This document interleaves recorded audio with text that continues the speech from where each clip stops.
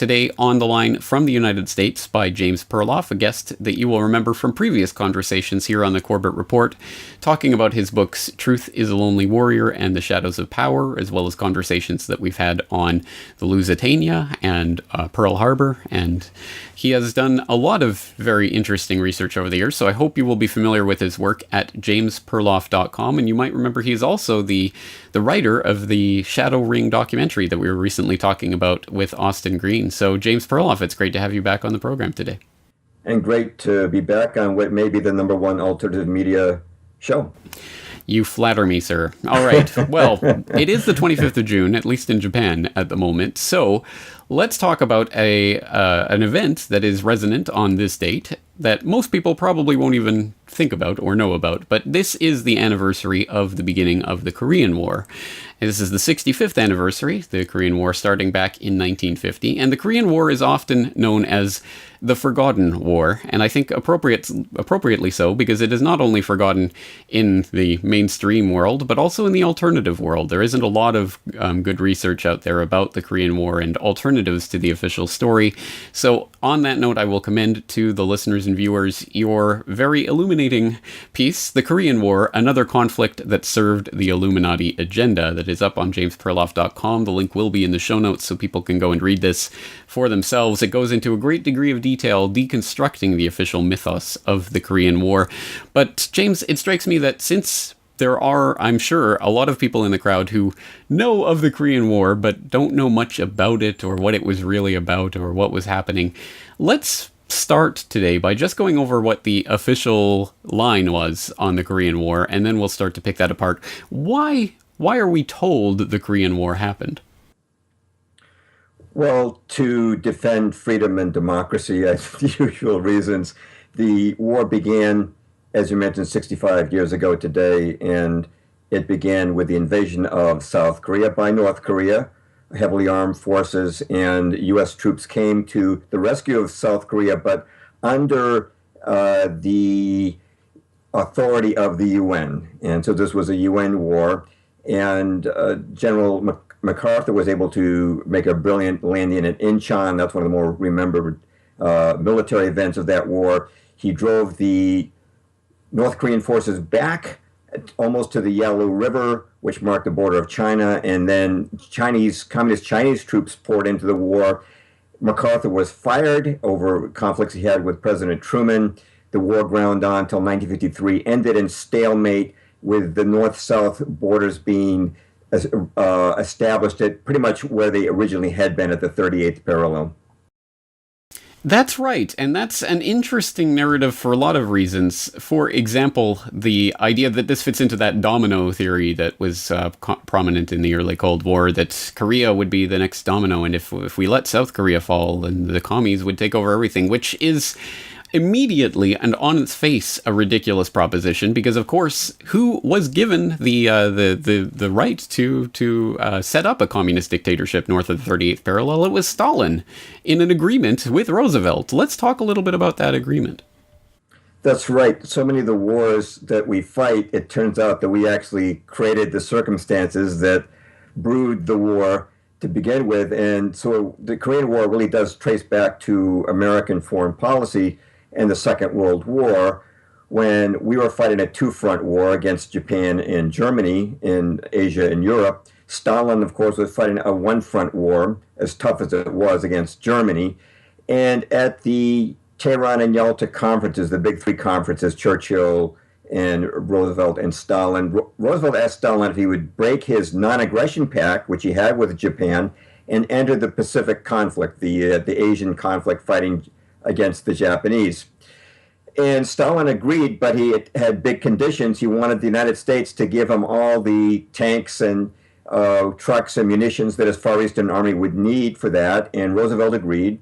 And we sent 600 shiploads of Lend-Lease to Stalin for the express purpose of fighting Japan. But he was very wily, and he stayed out until we'd beaten Japan. And on that note, I want to quote something that's very relevant, that gives us insight into his plan and the plan of his counterparts here in America. This is from a dispatch sent by our ambassador to the Soviet Union, William C. Bullitt, in 1935, to the Secretary of State. Quote, It is the heartiest hope of the Soviet government that the United States will become involved in a war with Japan. The Soviet Union would certainly attempt to avoid becoming an ally until Japan had been thoroughly defeated, and it would then merely use the opportunity to acquire Manchuria and Sovietize China, unquote. Now, that is very prophetic. That's exactly what happened. Stalin stayed out until we'd already bombed Hiroshima.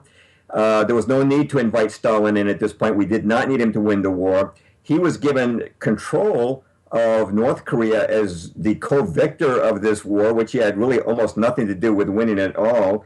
And the pretext for that was actually laid out. When I was writing my book, The Shadows of Power, I found an article, April 1944, in Foreign Affairs, the flagship journal of the Council on Foreign Relations, which is the branch of the oligarchy that sets American foreign policy. It was called Korea in the Post-War World. And it said this about Korea. It said, will the new international organization, meaning the UN, now under discussion be functioning in time to undertake the job of administering Korea, which had been a protectorate of Japan or a colony of Japan until then? It does not seem probable. There's also the possibility that a trusteeship for Korea could be assumed not by a particular country, but by a group of powers, say America, Great Britain, China, and Russia.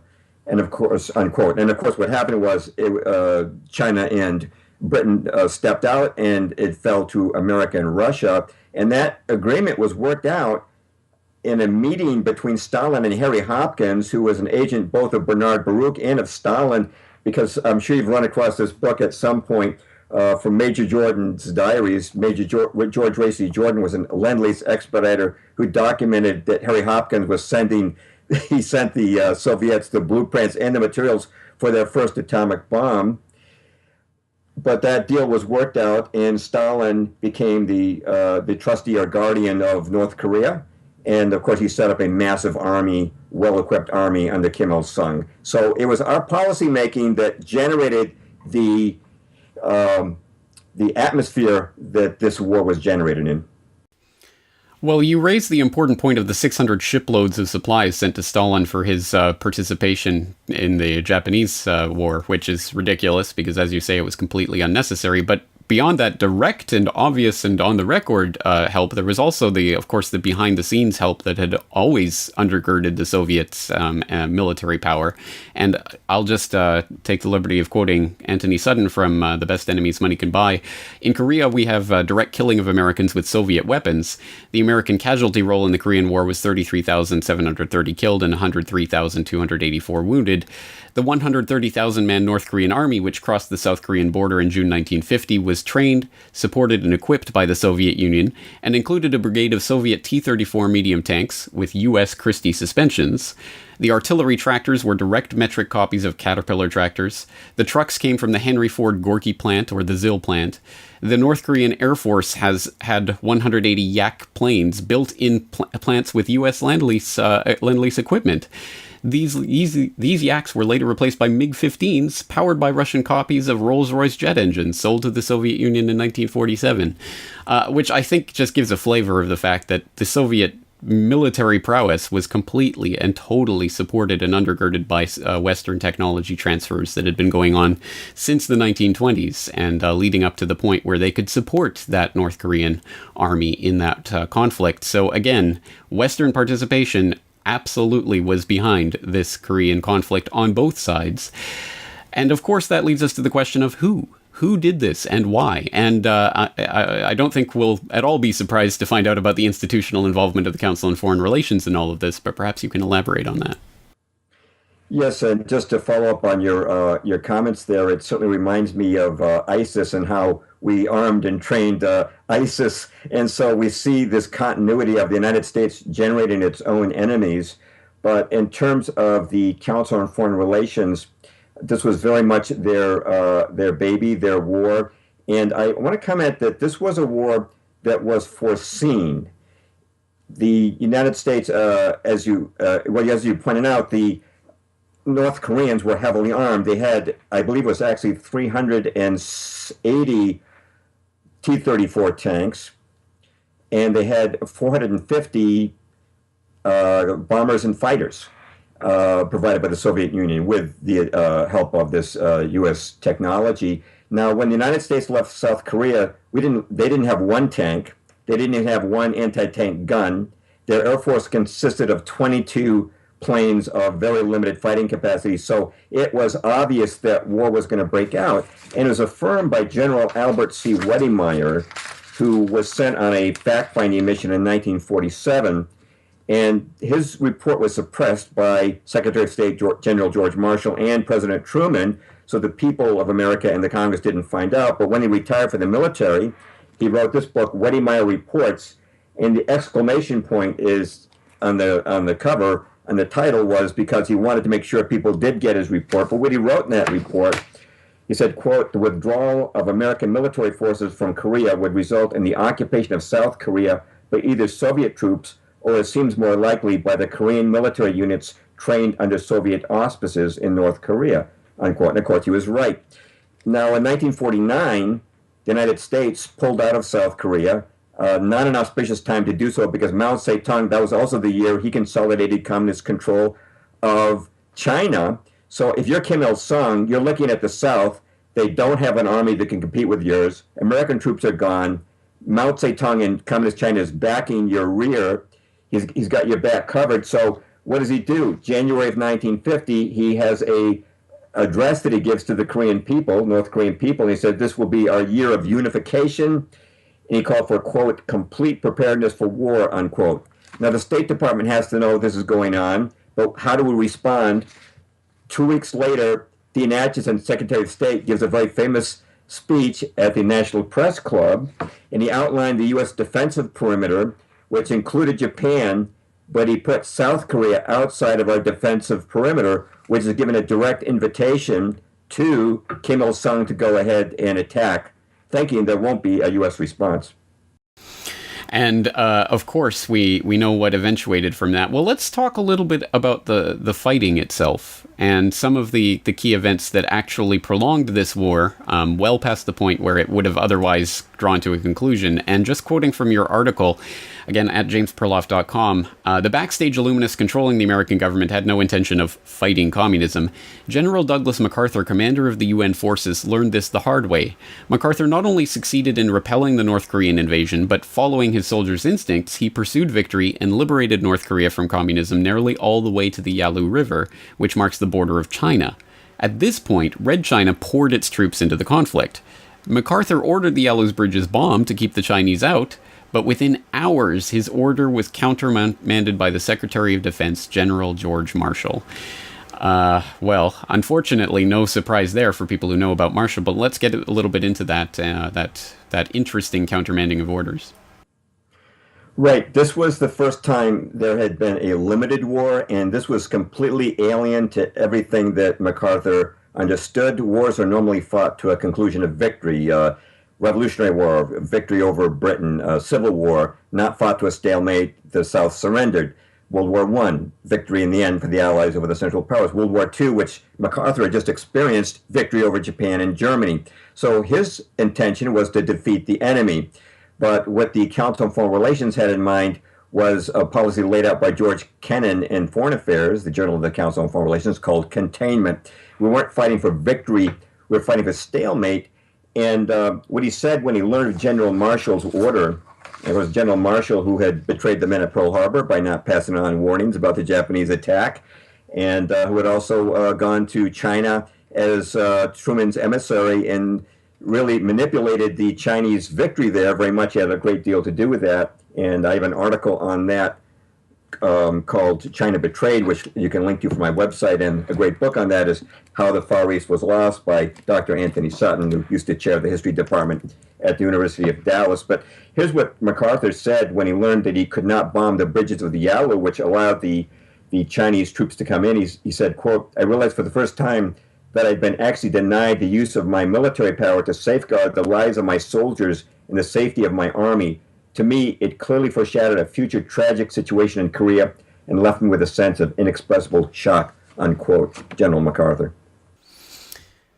Let's also talk about the other factor in this. Of course, the Chinese were the decisive factor in pushing the U.S., the UN forces back down south of the 38th. And the Chinese, of course, involvement in this was really very much necessitated on a pretty startling statement that was given by Harry Truman at the start of the conflict. I have ordered the 7th Fleet to prevent any attack on Formosa. As a corollary of this action, I am calling upon the Chinese government on Formosa to cease all air and sea operations against the mainland. The 7th Fleet will see that this is done. I'm sure most people will gloss over that, as I'm sure they did at the time, but that is a startling statement for what it actually allowed the Chinese to do in terms of getting involved in this conflict. Perhaps you can break that down for us. Right. It has to be remembered that in 1949, although the nationalist government of China had fled to Formosa, which we now call Taiwan, the grip that the communists had on mainland China was still very tenuous, and Chiang Kai-shek, with a 2 million man army, was very eager to reinvade. And by having the 7th Fleet prevent his troops from doing that, from crossing and attacking Mao Zedong and the communists, essentially what he was doing was guarding the communist flank to make an attack on American troops. And of course, he also forbade the nationalist Chinese to take part in the war, even though it was a UN war. And at that time, they were seated as members of the UN. And I just lost my train of thought. But I'm going to quote General Lin Piao, who was the commander of Chinese forces in Korea. He said, "quote, I never would have made the attack and risked my men and my reputation if I had not been assured that Washington would restrain General MacArthur from taking adequate retaliatory measures against my lines of supply and communications," unquote. So there actually is this fix-in on both sides. We should talk a little about that. And, well, I think the best segue there is to mention the fact that this war could have been prevented completely by Stalin and the Soviet Union, because they were members of the Security Council of the UN. This is a UN war, and we need to really get into that because this is the central motivation for the war. But as members of the Security Council, they could have vetoed the Korean War. We went there under UN mandate, but the Soviets did not vote. And I'm just going to read from the memoirs of Trygve Lie. He was the Secretary General of the UN. And the Soviets had staged a walkout from the UN in protest of their failure to seat Red China at that time that the Korean War began. But I'm just going to quote what Trygve Lie wrote. He invited the Soviet delegate to attend this vote and to cast his veto. He said, quote, "The afternoon of June 27th, this is 2 days after the war began, I attended a luncheon with the Soviet Assistant Secretary for Security Council Affairs, Konstantin Zinchenko, given in the Stockholm restaurant on Long Island. I was seated between Ernest Gross and the Soviet delegate Yakov Malik, whose boycott of the council was then ongoing. As we came to dessert and coffee, I recalled to Mr. Malik that the rest of us were about to set off for the meeting of the Security Council. Won't you join us? The interest of your country would seem to me to call for your presence," unquote. He shook his head and replied, "No, I will not go there." So the Soviets, now establishment historians call this a blunder. It's like Stalin says, jeepers creepers, I had a chance to stop this this UN intervention, and my surrogate Kim Il-sung could have carried out the war unmolested, and we goofed, and that's what we're supposed to think, is that they goofed, but I don't believe it was a goof at all. Malik was not punished by Stalin. He died in 1980. This was clearly there's an agreement, there's an understanding on both sides. And I should also mention that this guy that trivially mentioned, the head of political affairs and security matters, the undersecretary, Konstantin Zinchenko, was the man who General MacArthur had to give his reports to. So the Soviets were actually all overseeing what was going on by MacArthur from their station in the UN. A very strange war, a very strange war. A very strange war, and one that, from what we've painted here, doesn't seem to make any sense in any narrative that we could paint. So the question becomes about the motivation, and you hinted at that earlier about the United Nations' role in this being the key primary motivation for this war. Let's talk about what the United Nations' role in this was and why it was so important to start this war under its auspices. the UN is the key mode of validating the UN. And of course, the Council on Foreign Relations is all about world government. They were created in 1921 as a direct reaction to the U.S. Senate's rejection of our entering the League of Nations, which was the first attempt to form a world government. And then during World War II, when they were like an adjunct of the American government, it was their informal agenda group that drew up the plans for the UN. And President Roosevelt made establishing the UN his top post-war priority, just as for Woodrow Wilson, creating the League of Nations was his top post-war priority for World War I. You might recall he stroked out traveling the country trying to get us to join the League of Nations. Wilson did. So this is their baby. And of course, David Rockefeller, longtime chairman of the CFR, it was his father, John D. Rockefeller Jr., who gave the UN the $8.5 million for the land here in America. They wanted it to be in America so that America would not opt out this time. They wanted Americans to feel safe with world government. But once they had the world government in place, they wanted to validate it. And if you look at the charter of the UN, it says the first plank is, quote, to maintain international peace and security, unquote. So there were a lot of naysayers in the Congress saying, you know, the UN's never going to be able to do that. So they wanted to show that the UN could maintain peace and security. And backing that up, if you go to an article again in Foreign Affairs, the Journal of the CFR, April 1952, the article Korea in Perspective by Adlai Stevenson says, quote, the burden of my argument based on the meaning of our experience in Korea as I see it, is that we have made historic progress toward the establishment of a viable system of collective security, unquote. So James, what they were looking at in this war was to use Korea as a limited war, and they did figure they could limit it. It's on a peninsula, you know, hard for other countries to get involved without permission. But even though it was called the UN war, actually 90% of the troops were American. They were using our military might to repel this aggression, but we were forced to fight under UN auspices and their authority. And this might seem unreal to people now, but their immediate goal at that time was to widen the role and authority of the UN, to give it the power to become this peacekeeping tool. Ultimately, they do want a world government with a world army enforcing peace around the planet, and that's very much what they had in mind here. Now, later on, because Americans and other countries resisted UN power, you might recall that Richie N. Gardner wrote an article for Foreign Affairs where he called for an end run around national sovereignty, where he said we'll have to build it from the bottom up. Instead of empowering the UN from the top, we'll build it up with, you know, regional organizations and regional treaties. We'll gradually strengthen world government and get it that way. But at the time, in Korea, this was a playground for them. This was their idea of empowering world government as a peacekeeper. Yes, and I think that precedent and what it's hardwired into international relations should be apparent to us, but just let's make that explicit then. Why should we, sitting here in 2015, really care about this war that was 65 years ago?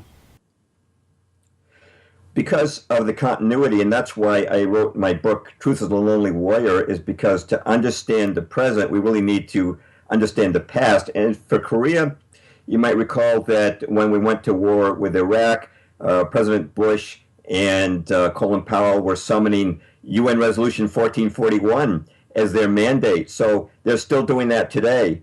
But it's very important that we have the continuity, the context, all the pieces of the jigsaw puzzle. So we're not just looking at 9/11, but understand everything that's brought us here. The world wars, Tonkin Gulf, the Lusitania, the sinking of the Maine, all of these things have progressively led America into the role of the world's policeman, but ultimately a world government where our own sovereignty will be subverted. It's a long-term plan, and the Korean War is a piece of that jigsaw puzzle. It certainly is, and my hat's off to you for documenting this and putting this out there, because as I say, there isn't a lot of work on this in the alt media, at least not at this time, so I'm glad to see this out there. I'll refer people once again, of course, to this article, The Korean War, Another Conflict That Served the Illuminati Agenda, up on jamesperloff.com, and the link will, as I say, be in the show notes. Are there any other resources you'd like to direct people to on this topic? There's just one other comment I wanted to make about it, if I may. The primary purpose was to validate the UN as peacekeeper, but there was one more I'll mention before we close out tonight, and that was to override the congressional authority to declare war. Just to back that up, the CFR sent a memorandum to the State Department in 1944 that said, quote, a further difficulty was cited, namely that arising from the constitutional provision that only Congress may declare war. This argument was countered with the contention that a treaty will override this barrier, let alone the fact that our participation in such police action as might be recommended by the International Security Organization, UN, need not necessarily be construed as war, unquote. So what do you see Harry Truman doing in July of 1950? He gives a press conference to explain the Korean War. He says, quote, we are not at war. This is a police action, unquote. He didn't even bother to get congressional approval because we were under the UN mandate. It was a police action, some police action. This is what I call in the article Orwellian semantics. It's not a war. It's just a little old police action. But tell that to the 138,000 casualties you referred to earlier, over 30,000 dead, over 100,000 wounded in a police action. But that was a second purpose beyond validating the UN, was to override the Congress's authority to declare war. We have not had a declaration of war since we got into the UN and since the Korean War. It hasn't happened. Let alone the Koreans and Chinese who died for this lie as well, who were also pawns of their leaders, misleaders. Well, unfortunately, yes, this is the world we're living in. We better know about it. So once again, let's examine this